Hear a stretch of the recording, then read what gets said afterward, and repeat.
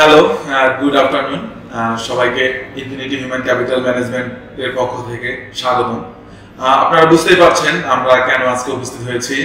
তিনজন ভাইয়ের স্বপ্ন পূরণের গল্প আপনাদের সাথে শেয়ার করব। ওনাদের তিনজনেরই রোমানিয়াতে ভিসা হয়ে গেছে ওয়ার্ক পারমিটে। খুবই একটা সুন্দর একটা নিউজ আমাদের জন্য। আমরা একে একে ওনাদের কাছ থেকে শুনবো ওনাদের যে এই যে জার্নিটা, এটার একটা অভিজ্ঞতা আমরা আপনাদের সাথে শেয়ার করবো। আমি প্রথমে আপনার নামটা জানতে চাচ্ছি।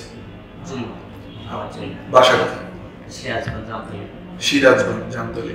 আচ্ছা, আপনি সিরাজগঞ্জ থেকে আমাদের এখানে রোমানিয়াতে যাওয়ার জন্য এসেছিলেন, বই জমা দিয়েছেন আইএসসিএম এ।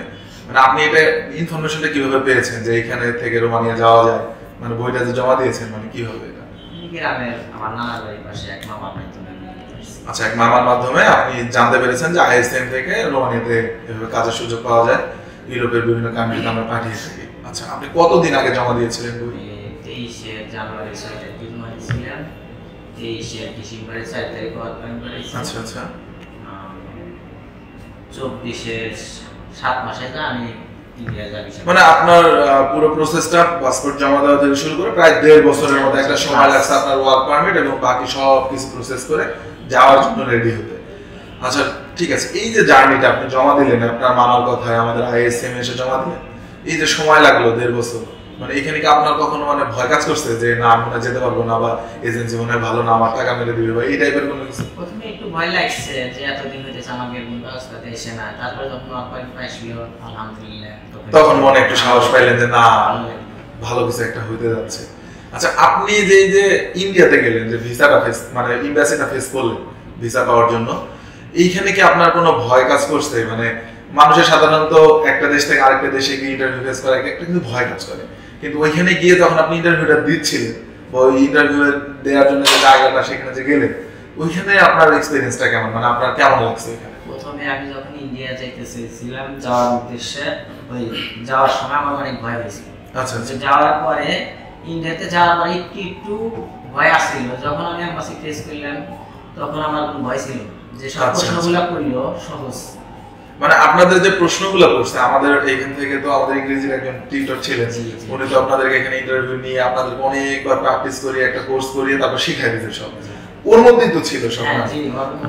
মানে বিষয়টা এরকম যে প্রশ্নটা এমন ভাবে করতেছে আমি সব উত্তর দিতে পারতেছি, এই তো। মানে আমার কোনো কষ্ট হয় না। সো আপনি রোমানিয়াতে কি কাজের জন্য যাচ্ছেন? রোমানিয়াতে আমি পার্টস ফ্যাক্টরি যাচ্ছি। পার্টস ফ্যাক্টরি কাজে যাচ্ছেন। ওইখানে যে স্যালারিটা আপনাদের ধরা হয়েছে, মানে স্যালারি এবং সবকিছু মিলে আপনি খুশি তো? আলহামদুলিল্লাহ। আচ্ছা আচ্ছা, ঠিক আছে। আপনার হাতে আমি অলরেডি ভিসা ইয়া দেখতে পাচ্ছি।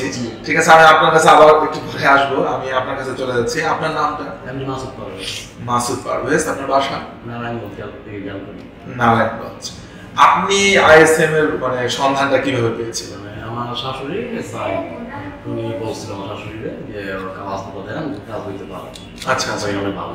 আচ্ছা, আপনি কতদিন আগে জমা দিয়েছিলেন? আমিও আপনার 23 সালের ফেব্রুয়ারি মাসের দিকে জমা দিয়েছিলাম। 23 সালের ফেব্রুয়ারি মাসের দিকে জমা দিয়েছিলেন। ওয়ার্ক পারমিট পেয়েছেন 23 ডিসেম্বরে। আর যাইতে এরকম সময় লাগতেছে, মানে মোটামুটি 1.5 বছরের কাছাকাছি একটু সময় লাগতেছে। আচ্ছা, আপনার কি ইন্টারভিউ নিয়ে কোনো অভিজ্ঞতা আছে? যে ইন্টারভিউ নিয়ে আপনার ভীতিকর পরিস্থিতি?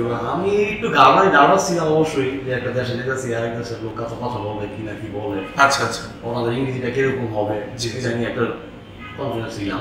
যখন গেলাম কথা বললাম আমার সাথে, তখন আর কোনো কিছু মনে হইল, সব কিছু নর্মাল। যা আপনার যেভাবে কথা বলছি এইভাবে। বুঝতে পেরেছি। আর এই যে সময়টা মানে 1.5 বছর সময়টা আমাদের আইএসএম এর সাথে যে আপনি যোগাযোগটা রেখেছেন, এর মধ্যে কি আপনার কোনো সময় মনে হয়েছে যে আপনার সাথে আমাদের অফিস থেকে হয়তো ভালো বিহেভ করা হচ্ছে না, বা আপনার সাথে হয়তো ভুল তথ্য দেওয়া হচ্ছে, এরকম কিছু মনে হয়েছে? এরকম কোনো কিছু মনে হয়। মানে আপনি সবসময় লেগেছিলেন এবং যখন যেটা হয়েছে আপনার সাথে সবসময় শেয়ার করা হয়েছে, এটা কেন লেট হচ্ছে বা 1 মাস কেন দেরি হচ্ছে, মানে সবসময় একটা সম্পর্ক কথা বলছিলাম সবসময় 1.5 বছর। আচ্ছা, কি গ্যাপ ছিল না। আচ্ছা, আপনি কি কাজের জন্য যাচ্ছেন? আমি পার্টস ফিটিং এ যাচ্ছেন। কি কোম্পানিতে? মেকলা ইন্ডাস্ট্রিজ আছে। আচ্ছা ঠিক আছে। আপনার জন্য যে স্যালারিটা ধরা হয়েছে ওটা আপনি খুশি? আলহামদুলিল্লাহ। আচ্ছা, আপনার জন্য দোয়া রইল যাতে আপনি এখানে ভালোভাবে কাজ করতে পারেন। আপনার হাতে আমি ভিসা এবং সবকিছু নিয়ে দেখতে পাচ্ছি। আপনার ফ্লাইট কবে? 30 তারিখ সকাল 5টা। তার মানে হচ্ছে আজকে রাত্রে মানে ভোরের দিকে 5টার দিকে আপনার ফ্লাইট। আচ্ছা ঠিক আছে। অনেক লাকি আপনি।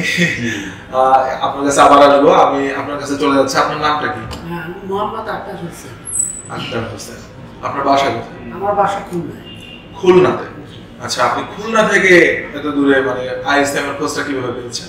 যে আপনাদের অফিসের সাজিদুল ইসলাম বাচ্চু। আচ্ছা আচ্ছা, ওর মাধ্যমে। আচ্ছা, ওনার মাধ্যমে খোঁজ পেয়ে আমাদের এখানে বই কবে জমা দিয়েছিলেন? আমি এটা জমা দিয়েছিলাম 22 সালে। 22 সালে জমা দিয়েছিলেন। তারপরে ওয়ার্ক পারমিট 22 সালে দিয়েছিলাম, দেওয়ার পরে ওয়ার্ক পারমিট আপনার 23-এর ফার্স্টের দিকে আসলো, ওইটা রিজেক্ট।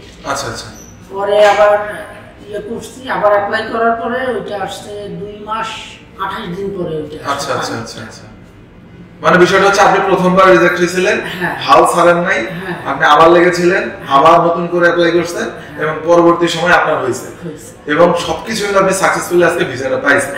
মানে আপনি যদি ওই চেষ্টাটা ওইখানে থামাই দিতেন যে আমার হয় নাই, আপনি কিন্তু আজকে এইরকম একটা সাফল্যের দ্বার প্রান্তে থাকতেন না।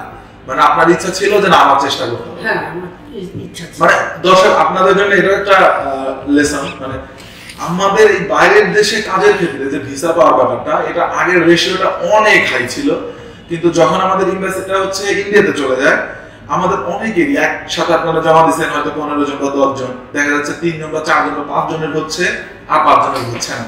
মানে এটা না পুরাটাই একটা লাভ।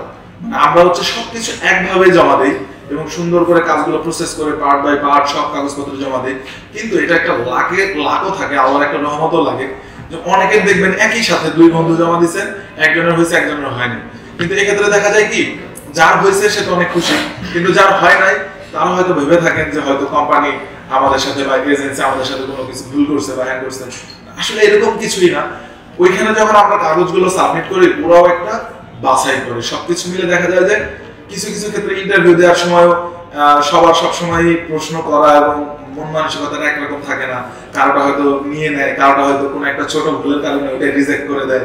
মানে সম্পূর্ণ প্রসেসটা না কিছু লাখেরও ব্যাপার থাকে, আল্লাহর রহমতের ব্যাপার থাকে। সো এই জায়গাটায় মানে ওই যে ভাই যেটা বললেন, প্রথমবার রিজেক্ট হওয়ার পরও সে হাল ছাড়েনি, দ্বিতীয়বার আবার অ্যাপ্লাই করেছে এবং ফাইনালি সে সাকসেস। সে আজকে তার হাতে একদম রোমানিয়ার কাজে ওয়ার্ক পারমিট সহ ভিসা সবকিছু নিয়ে দাঁড়িয়ে আছে, ভোর 5টায় আপনার ফ্লাইট। সো আপনারা যারা ভাবছেন বা বিভিন্ন জায়গা থেকে যে আমি এতদিন হলো জমা দিয়েছি, এখন পর্যন্ত আমি যেতে পারিনি, বা আমারটা হয়নি, আমার ফ্রেন্ডেরটা হচ্ছে বা অমুকেরটা হচ্ছে, আমারটা হয়নি, মানে গালাগালি দিচ্ছেন বা অনেক সময় মন খারাপ করতেছে, মানে আপনাদের কাছে আমার রিকোয়েস্ট, আপনারা একবার না হলে আবার ট্রাই করেন, সময় নেন, ধৈর্য ধরেন, ইনশাল্লাহ হবে। কিন্তু ভুল বোঝার যে ব্যাপারটা, এইটা থেকে বের হয়ে এসে আপনারা বিশ্বাস রাখেন, আমাদের সাথে থাকেন, ইনশাল্লাহ ভালো কিছু হবে। তো আপনারা সবাই একটু দর্শকদেরকে যদি আপনাদের ভিসার ইয়াটা একটু ছবিটা দেখাতেন। দর্শক দেখতে পাচ্ছেন যে ওনাদের হাতে ভিসা, ওনারা রোমানিয়া চলে যাবেন আজকে ভোর 5টায়। আপনাদের সবার জন্যই আমাদের আইএসএম এর পক্ষ থেকে অভিনন্দন। আপনারা যে কোনো একজন যদি একটু মানে দর্শকদের উদ্দেশ্যে বলতেন, দর্শকদের উদ্দেশ্যে বলতেন যে আপনাদের সাথে যে আইএসএম এর যে এত একটা লং সময়ের জন্য যে একটা জার্নিটা আপনাদের, এটা কেমন ছিল বা দর্শকরা আমাদের প্রতি কতটুকু আস্থা রাখতে পারে? অ্যাকচুয়ালি বিষয়টা হলো কি, যে আমার বিশ্বাস ছিল যে আমি 23 সালে যাওয়ার পরে যে এখানে হবে। আচ্ছা, যে আমি ট্রাই করছি, যে প্রথমবার আমার মিস্টেক হয়েছে, ঠিক আছে, দ্বিতীয়বার আবার করছি, করার পরে আলাদা মতো এটা হয়েছে। আর দ্বিতীয় কথা হলো এটা যে এটা যে মার যাবে না, এটা অনেক দালাল আছে, তাকে ক্লায়েন্ট ফোন দেয়।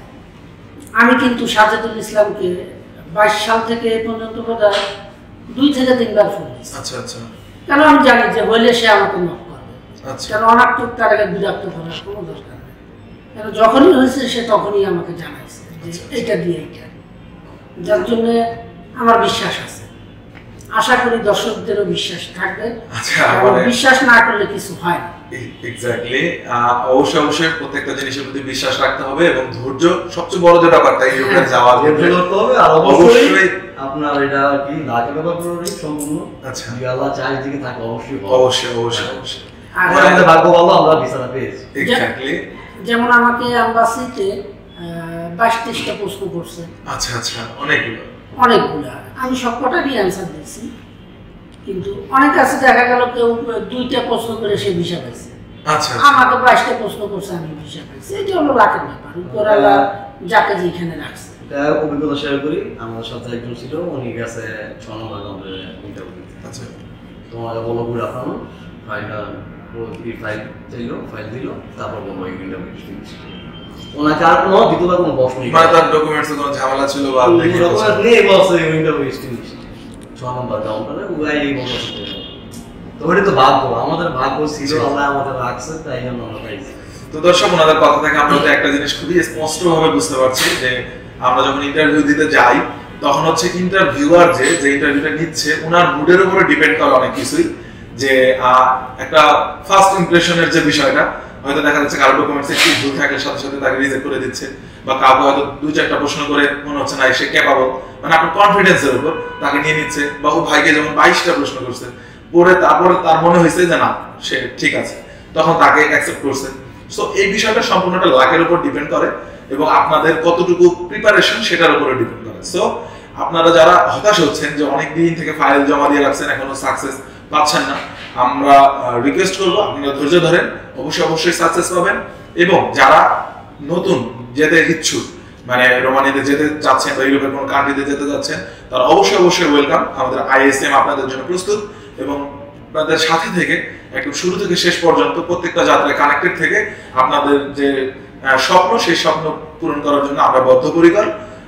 এই বলে আজকের এই মানে সাফল্যের যে গল্পটা এখানে আমরা শেষ করছি। এবং আপনারা সবাইও ভাইদের জন্য দোয়া করবেন, ওনারা যাদের মানে গিয়ে ওনাদের স্বপ্ন পূরণ করতে পারে এবং ফ্যামিলির জন্য যাতে ফ্যামিলির মুখে যাতে হাসি ফুটাতে পারে। সো আজকে এই পর্যন্তই, সবাই ভালো থাকবেন, সুস্থ থাকবেন, আবারও দেখা হবে। আসসালামু আলাইকুম।